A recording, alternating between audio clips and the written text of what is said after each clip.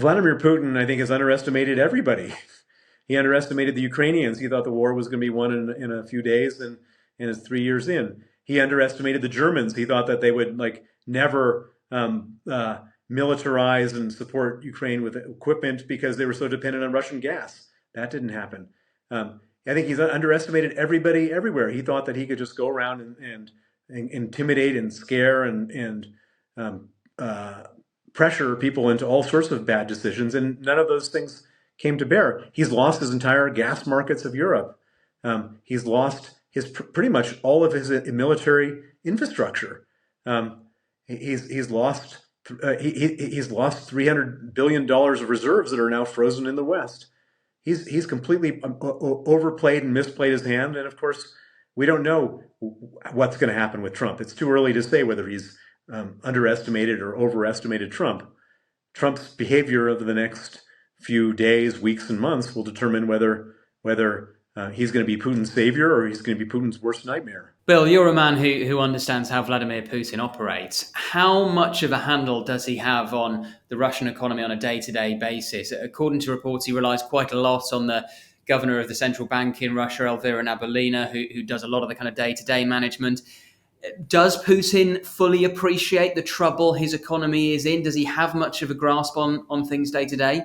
There's no question. I mean, Putin may be an evil man. He may be a psychopath or a sociopath, but he's not stupid. And particularly when it comes to money, he understands perfectly and exactly what's going on with his economy.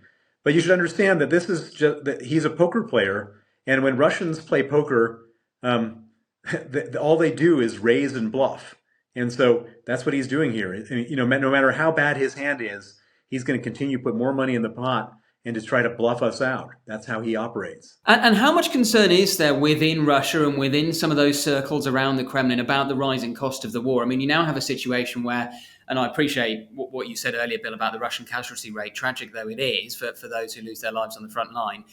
Of course, it doesn't really matter to Vladimir Putin. We know he's happy just feeding people into the meat grinder, and he can get more troops from North Korea or from other foreign sources, wherever.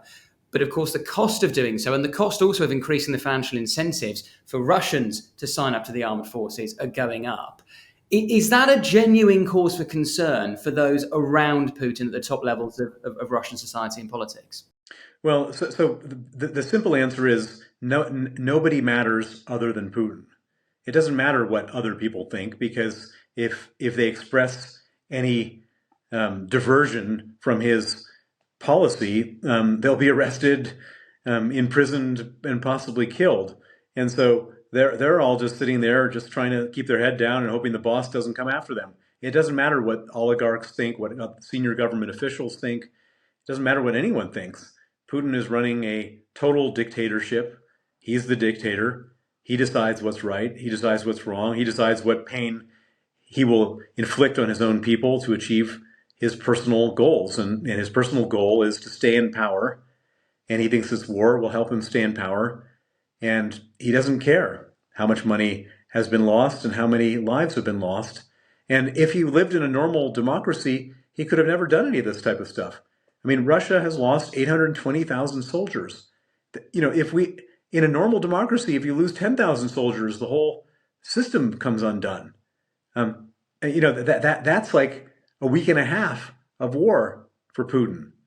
He just doesn't care. And so we're dealing with a situation where he's got his own sort of strategy, his poker playing strategy, his bluffing, raising strategy, and there's no factors that influence him.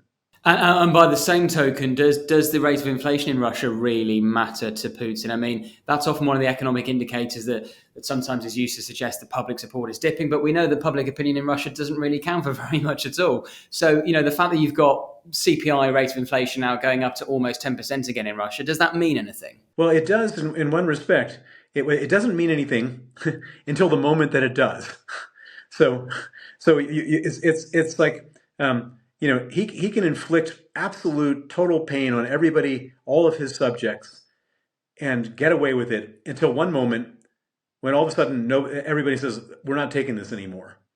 And nobody knows what that moment is, and maybe that moment never comes. But the moment that you have a situation where people broadly are more angry than they're scared.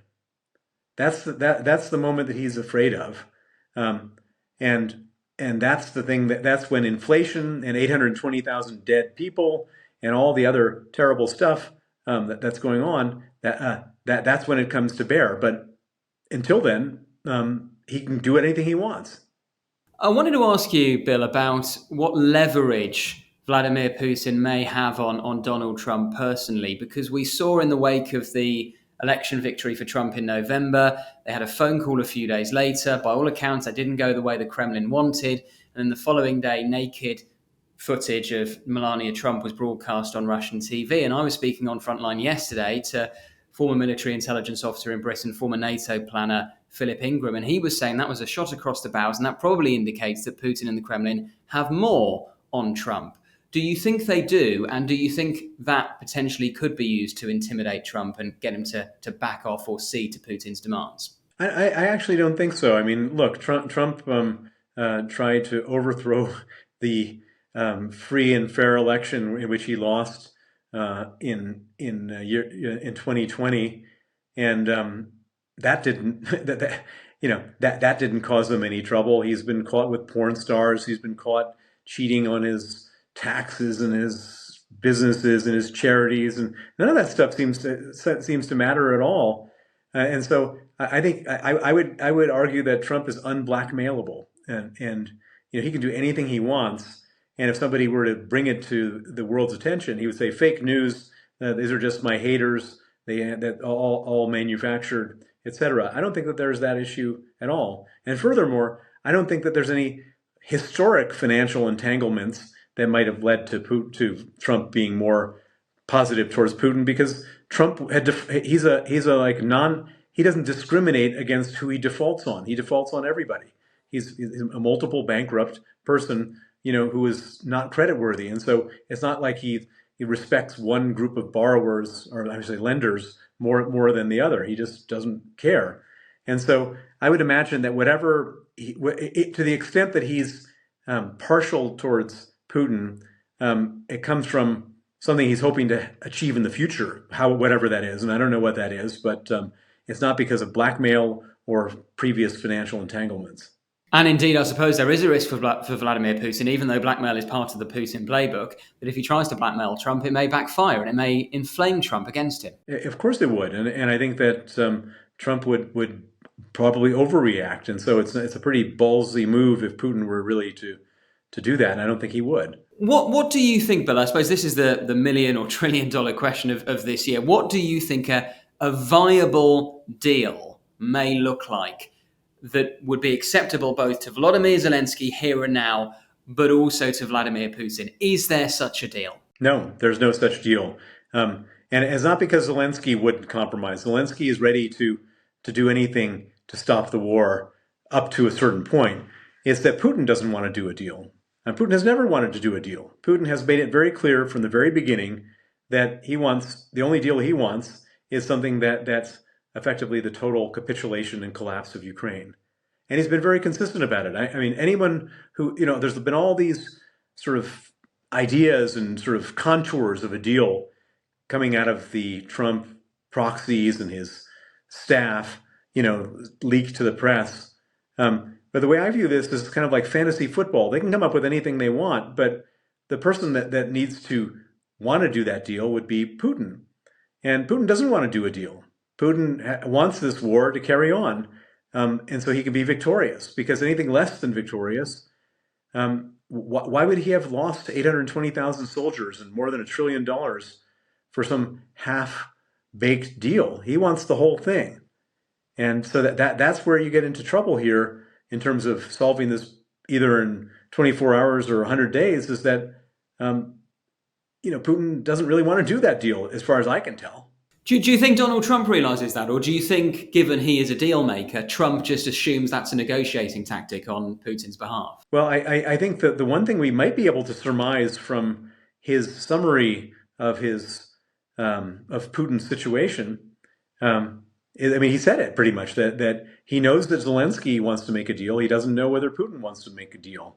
And I think so that's probably the best summary we have yet. And of course, more information will come out, and maybe that will maybe we'll hear something different. All we can do is, speculate on some very, unclear mumblings about the situation, and we're just going to have to see.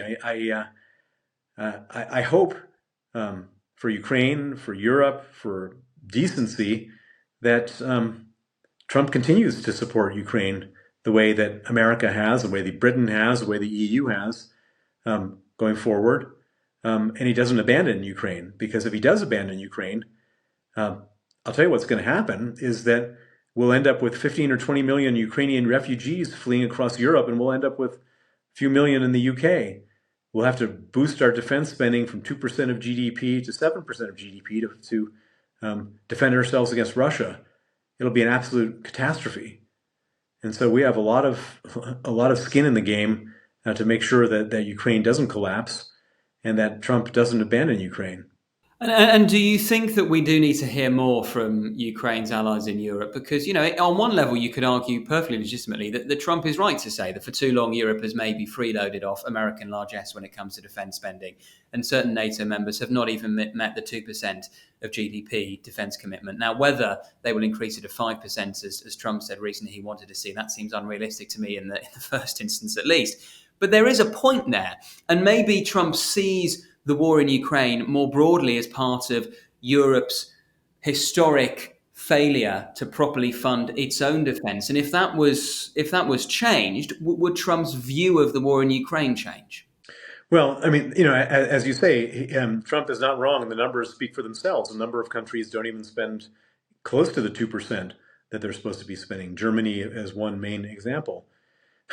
The problem for Trump is that, let's say that Germany and the UK and France and Spain and Italy all get up to 3 or 4% of GDP and really sort of militarize, then Trump has lost his leverage completely. All of a sudden, America is sort of sitting far away, and Europe is a military superpower in its own right. And I'm not sure how that serves long-term U.S. interests. I think U.S. is in a pretty good position to be sitting at the top of the top table right now in terms of determining how the world should be run. And if Trump forces that issue, it's going to be very expensive for Europe. Eventually, Europe will have to do that, because we can't just leave ourselves exposed. And all of a sudden, the power dynamics change. The European Union plus the UK, we're talking about a population twice as big as the US. We're talking about a GDP which is enormous. All of a sudden, if Europe decides to act in unison and decides to act robustly, all of a sudden the US becomes not the superpower. Just finally, Bill, do you think there's a chance that Vladimir Putin may have underestimated Donald Trump? Well, Vladimir Putin, I think, has underestimated everybody. He underestimated the Ukrainians. He thought the war was going to be won in a few days, and it's 3 years in. He underestimated the Germans. He thought that they would never militarize and support Ukraine with equipment because they were so dependent on Russian gas. That didn't happen. I think he's underestimated everybody everywhere. He thought that he could just go around and intimidate and scare and pressure people into all sorts of bad decisions, and none of those things came to bear. He's lost his entire gas markets of Europe. He's lost pretty much all of his military infrastructure. He's lost $300 billion of reserves that are now frozen in the West. He's completely overplayed and misplayed his hand, and of course, we don't know what's going to happen with Trump. It's too early to say whether he's underestimated or overestimated Trump. Trump's behavior over the next few days, weeks, and months will determine whether he's going to be Putin's savior or he's going to be Putin's worst nightmare. Bill Browder, we always appreciate your time here on Frontline. Thank you so much for joining us. Thank you. Thank you for watching today's episode of Frontline. For early access to our videos, member-only Q&As and live streams, then sign up for a membership via the link in the description. And for the latest news and breaking stories, listen to Times Radio and follow us at thetimes.com.